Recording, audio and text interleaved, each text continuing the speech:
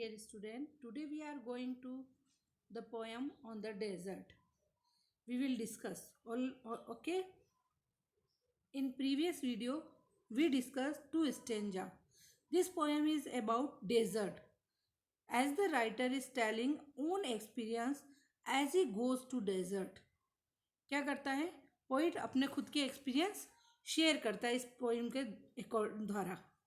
What type of feeling comes in his mind? He's moving on his own camel, and what is happening there? What are the surrounding? What type of weather there? इस poem के अंदर वो बताता है कि किस तरह से वह केमल के ऊपर राइडिंग कर रहा है, वहाँ का मौसम कैसा है, वहाँ चारों ओर क्या क्या होता है, क्या घटित हो रहा है, ये सारी बातें करता है. This thing poet is discussing in this poem. As you know the camel is the ship of desert. In the first stanza, the poet is telling that he is riding on the hump of camel. His head is very thin and his eyes looks very lazy. There are only sand. This place is full of empty. No one else there. The sand is very hot. क्या है? First stanza में बताता है कि वह जो है camel के ऊपर राइडिंग कर रहा है और चारों तरफ केवल क्या है? रेत ही रेत, चमकती हुई रेत, बर्निंग ग्लैरिंग सैंड. और जो उसके केमल की जो हेड है, नेक है, वो कैसी है? बहुत ही पतली, स्क्रेजी यानी वेरी थिन. और उसकी जो आइज़ है वो बहुत ही लेजी, लंबी है ना, बड़ी है, लेकिन कैसी है? बहुत ही लेजी है ना, बहुत लेजी दिखाई दे रहा है. और वहाँ पर चारों तरफ क्या है? खाली है और केवल क्या है? सैंड है, जो बहुत ही गर्म है sand. In second stanza there is very hot, nothing else, only sand. Weather is very hot, atmosphere is very hot. There is only one thing, shadow of the camels. Camel is riding with, it's following with always. Camel हमेशा उसके साथ चलता है, उसके साथ रहता है और ऐसा लगता है कि वह उसका पीछा कर रहा है और वह पीछा उसको कभी नहीं छोड़ेगा. उसकी जो शेडो है, उसकी जो छाया है, वो उसको कभी नहीं छोड़ेगी. इफ़ आई फ्ली और इफ़ आई स्टैंड, यदि वह कहीं रुक भी जाए तो भी उस गर्मी से, उस डेजर्ट से वह नहीं बच सकता और वह वहाँ पर किसी और को नहीं सुन सकता. Let's start remaining part of stanza 3rd. Okay, chapter 12 on the desert. Not a sound all around save the padded beat and bound on the camel on the sand of the feet of the camel on the sand.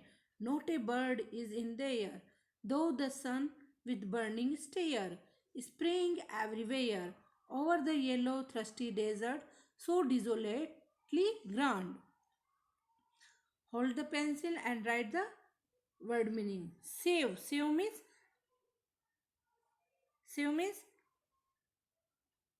accept. Okay. Padded means, what is padded means? बहुत ही धीमी आवाज, डल sound. Bound means jump, कूदना. Feet यानी पैर, ये feet plural है. और FOOT foot singular है. एक पाँव की बात करेंगे तो फुट, और एक से ज़्यादा 2 पाँव की बात हो रही है तो, या 4 एक से ज़्यादा की बात हो रही है तो फीट. सैंड मीन्स रेत. बर्ड मीन्स पक्षी. एयर मीन्स हवा. दो यद्यपि. स्टेयर मीन्स घूरना. बर्निंग मीन्स जलती हुई. प्रेइंग मीन्स लुकिंग इम्पोलाइटली, है ना, बहुत ही क्रूरता से देखना. थ्रस्टी मीन्स प्यासा. Desolately grand means empty, sad and large. Not a sound, वहाँ किसी की आवाज़ नहीं है चारों तरफ. केवल किसकी आवाज़ सुनाई दे रही है? केमल के पदचाप की, केमल के चलने की, उसके पैरों की जो रेत के ऊपर चल रहे हैं, केवल उनकी ही धीमी आवाज़ है. Not a bird is in the air, हवा में या आकाश में कोई भी बर्ड नहीं दिखाई दे रहा है. There is no bird. केवल क्या है, सूर्य की गर्मी, ऐसे लग रहा है जो वो उसको घूर रही है और उसको बहुत ही इम्पोलाइटली, बहुत ही क्रूरता से देख रही है जो उसके चारों तरफ है। और over the yellow thirsty desert, वहां पर केवल एक प्यासा डेजर्ट है, रेगिस्तान है। येलो मीन्स रेत, रेत के लिखा है येलो, येलो होती है ना रेत, इसलिए यहाँ पर येलो वर्ड लिखा है। थ्रस्टी डेजर्ट, थ्रस्टी मीन्स प्यासा होता है, लेकिन यहाँ पर इसका मतलब है वहां पर कोई पानी नहीं है। देर इज नो वाटर, वहां पर पानी बिल्कुल नहीं है, केवल क्या है, जलती हुई रेत। सो डिजोलेटली ग्रांड, डिजोलेटली ग्रांड मीन्स वो जगह जो है, इट इज़ वेरी लार्ज, बहुत बड़ी है, डेजर्ट बहुत बड़ा है, लेकिन बट इट इज़ सेड, कैसा दिख रहा है, दुखी। एंड एम्प्टी विदाउट वाटर, पानी के बिना वो खाली है और बहुत ही बेकार दिख रहा है। Okay, understand? It means in this third stanza, no one is there except the sound of the camel speed as the camel is walking. The poet is saying only staring sun, burning sun is there. There is very hot. Why the poet says the thirsty desert? Because there is no water. It is very large, but it's look very sad and empty without water. Understand? Thank you. Have a nice day. Read the poem properly.